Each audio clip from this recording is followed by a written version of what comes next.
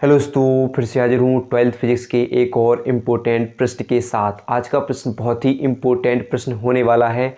आज की इस वीडियो में हम समझने वाले हैं प्रत्यावर्ती धारा जनित के बारे में, यानी प्रत्यावर्ती धारा जनित क्या होता है, इसके सिद्धांत, संरचना और कार्यविधि को बिल्कुल सिंपल तरीके से समझने वाले हैं, जिससे कि आपको एक ही बार में याद हो जाए और समझ में अच्छे तरीके से आ जाए। तो बस वीडियो को पूरा देखिएगा, पसंद आए तो लाइक कीजिएगा, ज़्यादा से ज़्यादा हो सके तो शेयर कीजिएगा, नहीं हो तो सब्सक्राइब जरूर कीजिएगा। तो आइए हम स्टार्ट करते हैं और समझते हैं प्रत्यावर्ती धारा जनित्र होता क्या है। यह प्रश्न यूपी बोर्ड 2025 के लिए बहुत ही इंपॉर्टेंट प्रश्न है। पेपर में 5 अंक का पूछा जा सकता है, तो अच्छे से तैयार कीजिएगा और वीडियो को पूरा जरूर देखिएगा।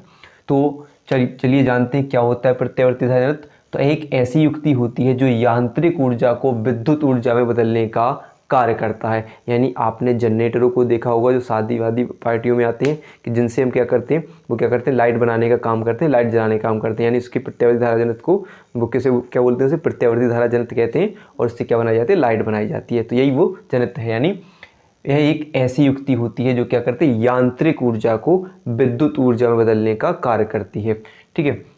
फिर यहाँ पर एक डायग्राम बना हुआ है जिसमें हम इसके पार्ट भाग कुछ दर्शाए गए हैं, इनके बारे में भी समझने वाले हैं। तो सबसे पहले बात करते हैं सिद्धांत की। किस सिद्धांत पर काम करता है, तो प्रत्यावर्ती धारा जनित वैद्युत चुंबकीय प्रेरण के सिद्धांत पर काम करता है। इंपोर्टेंट प्रश्न ये भी विकल्प में बन जाता है कि प्रत्यावर्ती धारा जनित किस सिद्धांत पर कार्य करता है, तो याद रखना है किस पर, वैद्युत चुंबकीय प्रेरण के सिद्धांत पर काम करता है। यानी जब किसी बंद कुंडली को क्या करता है, चुंबकीय क्षेत्र में रखकर तेजी से घुमाया जाता है, तो कुंडली से गुजरने वाली चुंबकीय फ्लक्स की संख्या, यानी चुंबकीय फ्लक्स रेखाओं की संख्या में लगातार परिवर्तन होते रहता है, और इससे क्या होता है, एक कुंडली में एक प्रेरित धारा उत्पन्न हो जाती है, यानी एक धारा उत्पन्न हो जाती है, विद्युत धारा उत्पन्न हो जाती है। तो यह क्या करता है, प्रत्यावर्ती धारा जनित का सिद्धांत होता है।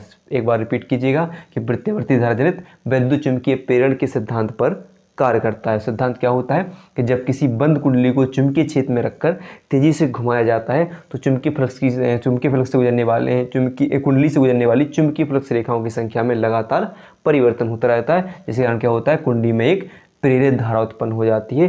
जिससे क्या होती है, प्रेरित धारा उत्पन्न हो जाती है, यानी लाइट बनाने का काम करता है। फिर इसकी संरचना की बात करें तो बिल्कुल सिंपल संरचना होती है। संरचना में प्रत्यावर्ती धारा जनित की निम्नलिखित भाग होते हैं। तो सबसे यहाँ पर देखिए, क्षेत्र चुंबक, कुंडली, असर्पी बल, बुर्श, ये इंपॉर्टेंट भाग होते हैं इसके। तो सबसे पहले संरचना में क्या समझेंगे, क्षेत्र चुंबक। तो क्षेत्र चुंबक होता क्या है, तो यहाँ पर देखोगे दो शक्तिशाली चुंबक N और S होते हैं, यानी उत्तरी और दक्षिणी ध्रुव। चुंबक में दो ध्रुव होते हैं N व S, यानी उत्तरी ध्रुव और दक्षिणी ध्रुव। और ये क्या होते हैं कि इनके बीच, यानी एक रखी कुंडली को अपनी अक्ष पर घुमाने का कार्य करने में सहायता करते हैं, यानी कुंडली को अपनी अक्ष में, उसी अक्ष पर घूमने के लिए सहायता करते हैं। कौन से ध्रुव होते हैं, N और S। तो क्या होगी, यह एक शक्तिशाली चुंबक N तथा S होता है। क्या होता है, एक शक्तिशाली चुंबक N तथा S होता है, यानी उत्तरी और दक्षिणी ध्रुव होते हैं।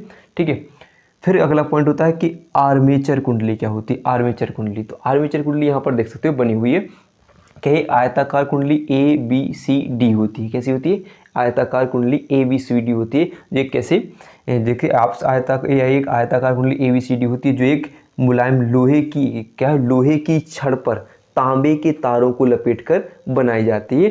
क्या किसकी बनी होती है, तो एक लोहे की छड़ पर तांबे के तार को लपेटकर, बहुत से तांबे के तारों को लपेटकर इस कुंडली को बनाया जाता है। और कैसी होती है, आयताकार होती है, और किनके बीच मध्य रखी होती है, तो शक्तिशाली चुंबकों के बीच रखी होती है। तो लिखोगे क्या, एक आयताकार कुंडली ABCD होती है जो एक मुलायम लोहे के क्रोट पर लिपटी संख्या में पृथक, यानी तारों की कुंडली होती है, यानी संख्या में अलग अलग तारों से लिपटी हुई, लेकिन कौन से तारों की बनी होती है, तांबे के तारों की बनी होती है।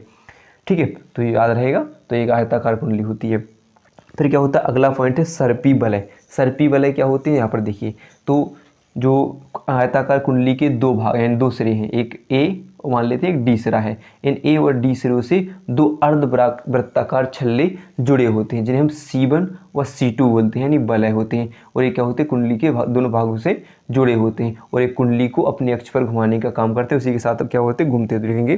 कुंडली के दो सिरे अलग अलग धातु के वलय, यानी C1 व C2 से जुड़ देते हैं, जो कुंडली के साथ साथ क्या करते हैं, घूमते हैं। जैसे कुंडली घूमती है, तो कुंडली के साथ क्या करते हैं, घूमने का कार्य करते हैं। ये क्या होते हैं, सर्पी वलय होते हैं।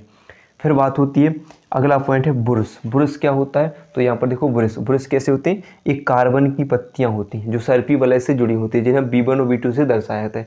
यानी अगर जी पत्तियाँ कैसी बनी होती है, कार्बन की बनी होती है। देखो एक कार्बन या किसी धातु की पत्तियों से बने दो बुरुस B1 व B2 होते हैं। यानी इनसे क्या करते हैं, जो तार होते हैं, अब जहाँ पर हमें लाइट को पहुँचाना है, आगे निकालना है, तो क्या करते हैं, एक B1 व B2 से क्या कर देते हैं, हमने जोड़ देते हैं। ठीक है, B1 व B2 से जुड़े होते हैं, बुरुस से जुड़े होते हैं, और परिपथ में जो भी है वहाँ पर धारा बहने लगती है।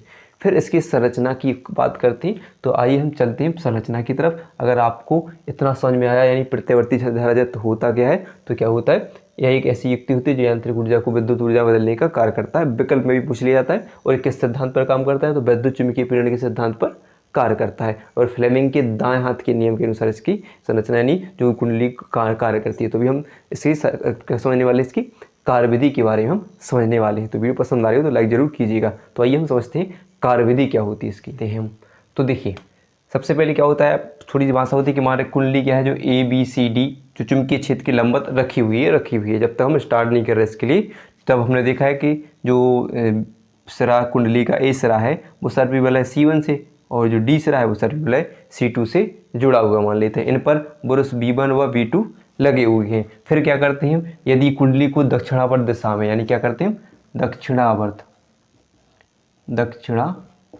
दिशा में क्या करते हैं, घुमाई जा रही है, यानी हम क्या करते हैं, इसे दक्षिणावर्त दिशा में घुमाते हैं, यानी हैंडल लगाकर इसको इस साइड से ऐसा घुमाते हैं, यानी AB से BC की ओर ऐसे कुंडली घूमेगी। तो क्या होगा, तो फ्लेमिंग के दाएं हाथ के नियम से, यानी कुंडली किसके नियम से, किस नियम से आधार घूमती है, फ्लेमिंग के दाएं हाथ के नियम के आधार पर। तो भी इम्पोर्टेंट रहेगा, इसको भी याद करना है, पता करना किस नियम पर आधारित होती है प्रत्यावर्ती धारा जनित, तो फ्लेमिंग के दाएं हाथ के नियम पर। से कुंडली में प्रेरित धारा ABCD दिशा में प्रवाहित होगी। यानी जब स्टार्ट बात करें कुंडली कैसी, ABCD दिशा में क्या हो रही, धारा प्रवाहित हो रही, किसके होगी, किसके अनुसार, फ्लेमिंग के दाएं हाथ के नियम के अनुसार। कुंडली का आधा चक्कर पूरा होने के बाद, जब कुंडली कैसी घूम जाए, आधी घूम जाए, यानी AB से BC कैसा हो जाए, घूम जाए, ऐसा आधा चक्कर होने के बाद क्या होगी, यानी आधा चक्कर पूरा होने के बाद भुजा AB व CD क्रमशः अपनी अपनी स्थितियां बदल लेती हैं। बदलेंगे कि नहीं, ए आ जाएगी इस साइड, ऐसी घूम जाएगी, वे हो जाएगी, आधा चक्कर घूम जाएगी।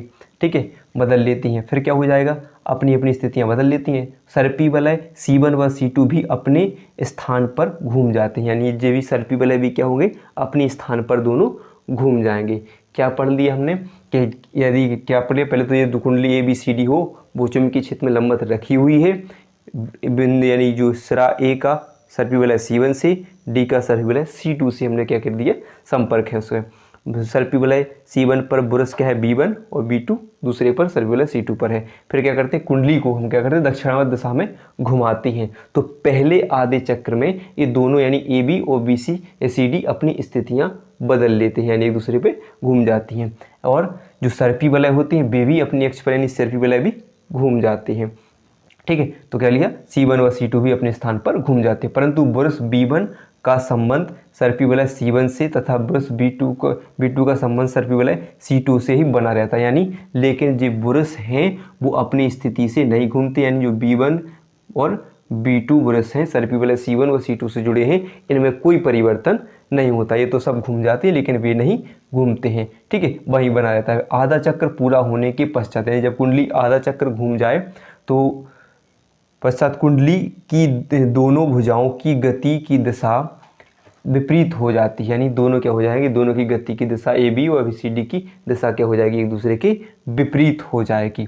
ठीक है, लिखे कि दोनों की गति की दिशा विपरीत हो जाती है, अतः बाहरी परिपथ में धारा की दिशा परिवर्तित हो जाती है, यानी जो बाहर परिपथ आएगा उसमें धारा की दिशा भी क्या हो जाती है, विपरीत हो जाती है।